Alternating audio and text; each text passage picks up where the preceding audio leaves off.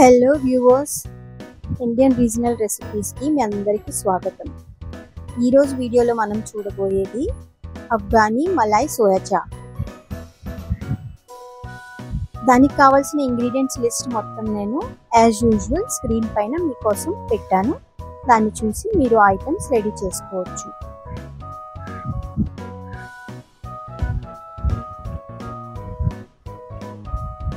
ఇటువంటి items soya chop అనేది మైదా and సోయాతో చేయబడుతుంది కాబట్టి చాలా హెవీగా ఉంటుంది. అప్పుడప్పుడు చేసుకొని తినడానికి పర్వాలేదు. అంటే బయటికి వెళ్ళి మనం మనీ స్పెండ్ చేసి అన్హెల్దీ తినడం కంటే ఇటువంటివి అప్పుడప్పుడు వన్స్ ఇన్ బ్లూ మూన్ చేసుకుని తినడానికి బాగుంటుంది. అందుకని నేను ఇటువంటి రెసిపీస్ కూడా నా వీడియోస్లో అప్లోడ్ చేస్తూ ఉంటాను. ఐ హోప్ మీకు నచ్చుతుందని అనుకుంటున్నాను. సోయా చాప్ అనేసి రెడీమేడ్గా ప్యాకెట్స్ దొరుకుతాయి. వాటిని తెప్పించుకొని మీరు ఇది చేసుకోవచ్చు. నేను ఓన్లీ 5 స్టిక్స్ తీసుకుంటున్నాను సోయా చాప్. వాటిని కొంచెం నీళ్ళల్లో ఉప్పు వేసి బాయిల్ చేస్తున్నాను. బాయిల్ అంటే ఇది 100% బాయిల్ అవ్వకూడదు. అరౌండ్ 60% 70% కుక్ అయిపోతే చాలు. వాటిని తీసేసి కొంచెం సైడ్ని పెట్టేసి అది కొంచెం డ్రై అయిపోతుంది దానంతట అది.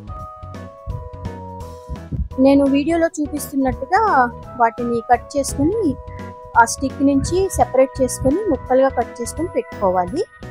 నేను ఇక్కడ కొంచెం పెద్ద ముక్కలే చేస్తున్నాను. ఒక సోయా చాప్కి 4 ముక్కలుగా చేస్తున్నాను. మీరు ఇంకొంచెం చిన్నగా చేసుకున్నా పర్లేదు.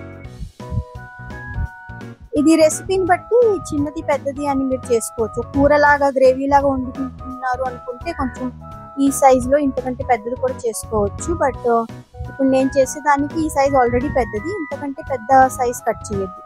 వీలైతే ఒక సోయా చాప్ని 5 పీసులుగా కట్ చేసుకోండి. ఇప్పుడు ఒక ప్యాన్ తీసుకుని అందులో కొంచెం ఆయిల్ వేసుకుని ఆయిల్లో ఈ కట్ చేసి పెట్టుకున్న సోయా చాప్ని ఫ్రై చేసి తీసుకుంటున్నాను.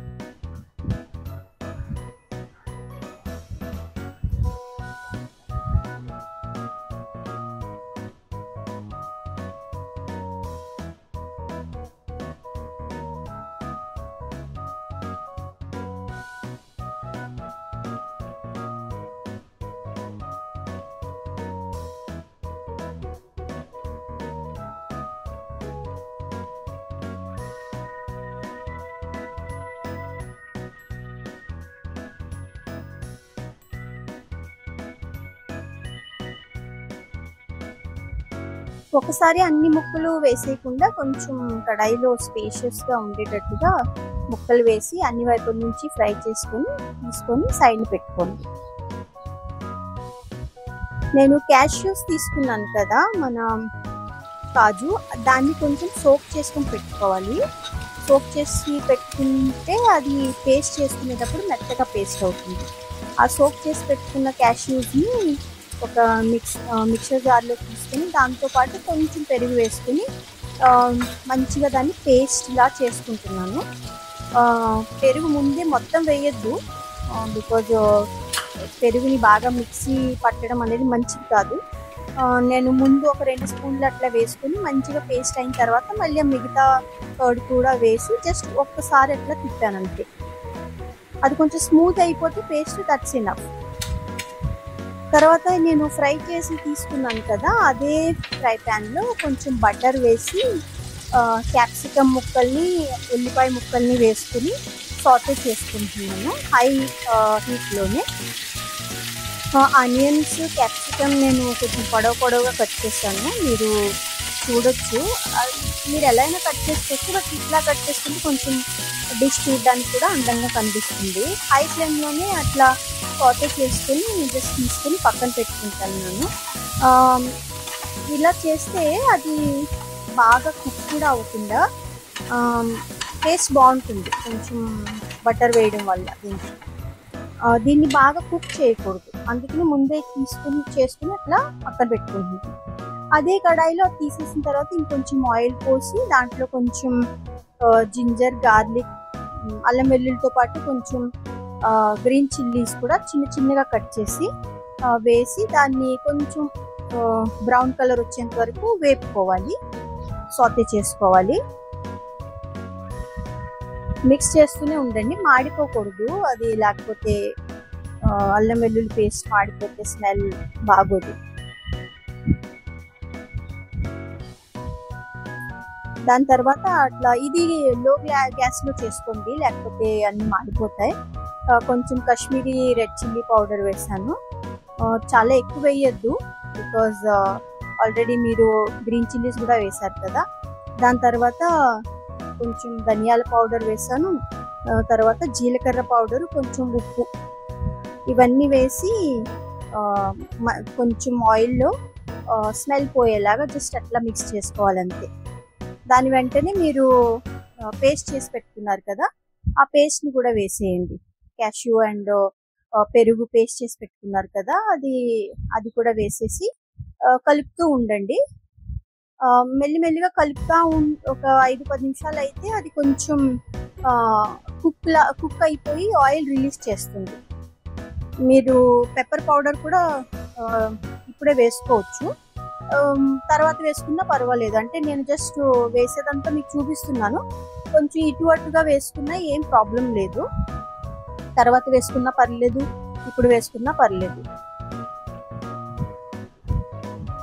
మీరు చూడొచ్చు ఆ వీడియోలో ఎట్లా ఉడుకుతుంది. అది కొంచెం ఉడికిన తర్వాత చాలాసేపు తర్వాత కొంచెం ఆయిల్ అనేది పైకి వస్తుంది అన్నమాట, తేలుతుంది. ఇప్పుడు మీరు చూస్తే ఇందులో కొంచెం రెడ్ టైప్ ఆయిల్ తేలుతుంది కదా, అది కాశ్మీరీ రెడ్ చిల్లీ పౌడర్ వల్లే వస్తుంది ఆ లుక్. అట్లా కొంచెం అయిపోయిన తర్వాత అందులో నేను హాట్ వాటర్ చేసుకుని పెట్టుకున్నాను, అది కొంచెం పోసి దాంతోపాటు గరం మసాలా పౌడర్, కసూరి మేతి, తర్వాత కొత్తిమీర చిన్న చిన్నగా కట్ చేసుకుని అది కూడా కొంచెం వేసుకొని కలుపుకోవాలి. మీరు ఇప్పుడు వేసుకోవచ్చు, నీళ్లు పోసిన తర్వాత కూడా వేసుకోవచ్చు.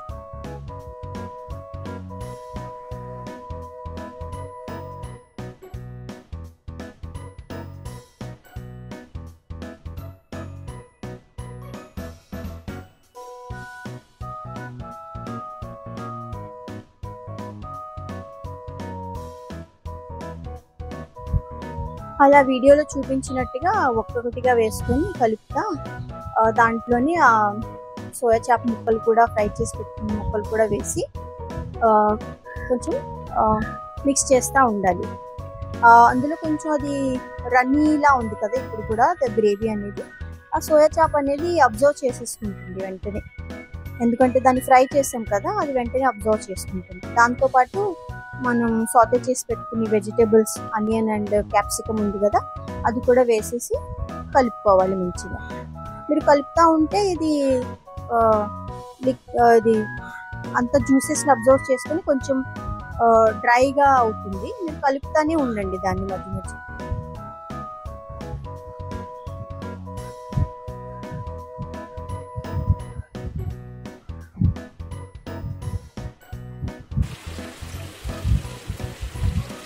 ఇప్పుడు అంతా కలిసి కొంచెం డ్రైగా అవుతుంది, ఇంకా అయిపోయింది, కుక్ అయిపోయింది అని అనుకున్నప్పుడు క్రీమ్ వేసుకోవాలి. మీరు ఇంటి దగ్గర ఉండే క్రీమ్ కూడా వేసుకోవచ్చు. మాకు ఇక్కడ ఇవన్నీ దొరకవు ఒరిజినల్, సో అమూల్ క్రీమ్ తీసుకుని వాడుతున్నాను నేను, మీరు చూడొచ్చు. సో అది కూడా వేసుకొని మంచిగా ఒకసారి కలుపుకొని జస్ట్ సర్వ్ చేసుకోవడం. ఇప్పుడు నేను మీకు దీంతో పాటు తినే లచ్చా ఆనియన్ అని అంటారు ఢిల్లీ వైపు, యూపీ వైపు, అది ఎలా చేయాలో చూపిస్తున్నాను. దానికి నేను ఆనియన్స్ తీసుకొని స్కిన్ తీసి దాన్ని వాష్ చేసుకొని రింగ్స్లా కట్ చేసుకున్నాను. కట్ చేసుకుని వాటిని ఆ రింగ్స్ని సెపరేట్ చేసుకుంటున్నాను. మీకు చూపించడానికని ఈ వీడియో చేశాను, అవి ఎట్లా చేస్తారనేసి మీరు చూడొచ్చు వీడియోలో. అట్లా రింగ్స్ చేసిన తర్వాత దాన్ని ఒక బౌల్లో తీసుకొని అందులో కొంచెం చల్ల నీళ్ళు పోసుకోవాలి, ఫ్రిడ్జ్ నీళ్ళు. నేను ఇక్కడ ఐస్ క్యూబ్స్ అండ్ వాటర్ వేస్తాను. దీనివల్ల స్మెల్ పోతుంది, ఒక క్రిస్ప్నెస్ వస్తుంది ఆనియన్కి, అందుకని ప్రొసీజర్ అనమాట. అట్లా ఒక 5-10 నిమిషాలు ఉంచిన తర్వాత అదంతా నీళ్ళన్నీ తీసేసి ఆనియన్ని మళ్ళీ ఆ బౌల్లో తీసుకుని అందులో కొన్ని మసాలాలు వేసుకోవాలి. ఆ మసాలాలు ఏంటో మీకు చూపిస్తున్నాను చూడండి. ఆనియన్స్లో కొంచెం పెప్పర్ పౌడర్ వేయండి, పెప్పర్ పౌడర్తో కొంచెం జీలకర్ర పౌడరు, తర్వాత కొంచెం చాట్ మసాలా, బ్లాక్ సాల్ట్ అని ఉంటుంది, ఆ బ్లాక్ సాల్ట్ కొంచెం వేయండి. నార్మల్ సాల్ట్ మనం ఇంటి దగ్గర తింటాం, అది కూడా కొంచెం వేయండి. కాశ్మీరీ రెడ్ చిల్లీ పౌడర్ వేయండి, కలర్ కోసం బాగుంటుంది. కొరియండర్ అంటే కొత్తిమీర కూడా చిన్నగా కట్ చేసుకుని ఉంచుకుంటారు కదా, అది వేయండి. దాంతోపాటు సాల్ట్, కొంచెం నిమ్మకాయ జ్యూసు. మీరు ఎంత క్వాంటిటీ తీసుకుంటున్నారు ఉల్లిపాయలు దాన్ని బట్టి వీటన్నింటిని కొంచెం ఎక్కువ తక్కువ వేసుకోవచ్చు, మీ టేస్ట్ని బట్టి కూడా. ఒకసారి కలుపుకున్న తర్వాత మీకు ఏదైనా తక్కువ అనిపిస్తే మీరు ఇంకొంచెం వేసుకోవచ్చు. సో ఇది కొంచెం పుల్లగా అట్లా ఆ విధంగా ఉంటుందన్నమాట. ఇది దానికి మంచి కాంబినేషన్. సో అలాగ ఇవన్నీ వేసుకున్న తర్వాత దాన్ని మంచిగా ఒకసారి మిక్స్ చేసుకోండి. ఒక 5-10 నిమిషాలు ఉంచితే ఈ జ్యూసెస్ అన్నీ ఆనియన్స్ పీల్చుకుంటాయి. ఇంకంతే, మీరు చాప్ సర్వ్ చేసినప్పుడు దాంతోపాటు ఇది కూడా సర్వ్ చేయండి. ఇది ఒక కాంబినేషన్, దాంతోపాటు కలిపి తింటే కూడా చాలా బాగుంటుంది. మా ఇంట్లో అయితే మేము చపాతీ లేకపోయినా ఇది జస్ట్ ఒక స్నాక్ లాగా కూడా తినేస్తాము డిన్నర్ పెట్ట. బట్ యాజ్ ఐ సెడ్, ఇటువంటివన్నీ రోజు తినకూడదండి, హెల్త్ మంచిది కాదు. అప్పుడప్పుడు వన్స్ ఇన్ బ్లూ మూన్ నేను చెప్పినట్టుగా ఎప్పుడో ఒక 2-3 నెలలకి, ఒక నెలకు ఒకసారి అట్లా, మిగతా రోజులన్నీ మన నార్మల్ వంటకాలు తింటే మంచిది హెల్త్కి.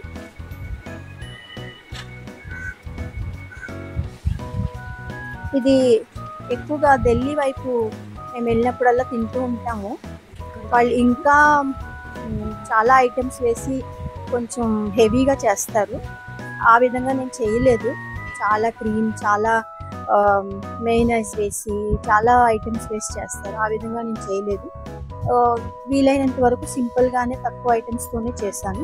మీకు నచ్చుతుందని అనుకుంటున్నాను. ఒకసారి ట్రై చేసి మీకు ఎలా కుదిరిందో నాకు చెప్పండి. మీకు కనుక ఈ వీడియో యూస్ఫుల్గా అనిపిస్తే నా ఛానల్ని సబ్స్క్రైబ్ చేయడం మాత్రం మర్చిపోవద్దు. నాకు సపోర్ట్ చేయండి. Thanks for watching my video అండి. Thank you so much.